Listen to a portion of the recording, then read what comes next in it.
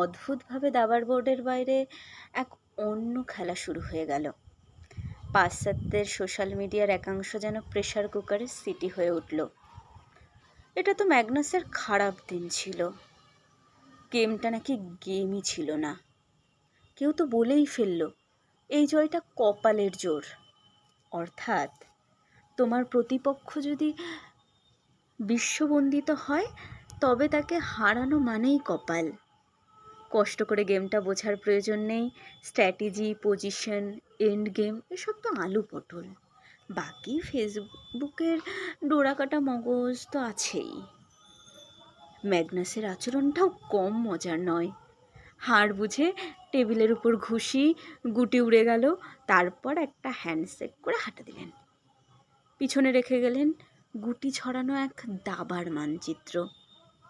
আর ক্যামেরার ফ্ল্যাশে ধরা পড়ে গেল এক রাজার পতন। ইন্টারভিউতে এসে বললেন, ইট ওয়াজন্ট ইভেন আ গেম। কি বলবো, এ হলো রবীন্দ্রনাথের লেখা পড়ে যখন কেউ বলে এটা তো নিছক একটা ছড়া মাত্র, বা প্রেমে ছ্যাঁকা খেয়ে কেউ বলে এটা তো ফ্রেন্ড জোন।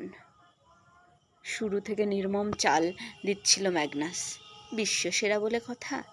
কিন্তু শেষে পাশা পাল্টে গেল।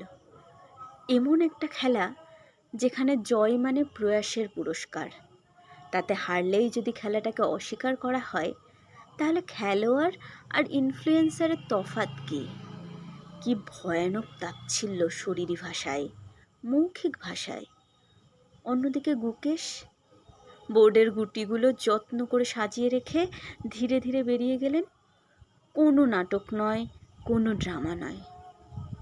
অভিনন্দন ডি গুকেশ, তুমি শুধু দাবার রাজা হওনি, আমাদের মনও জিতে নিলে।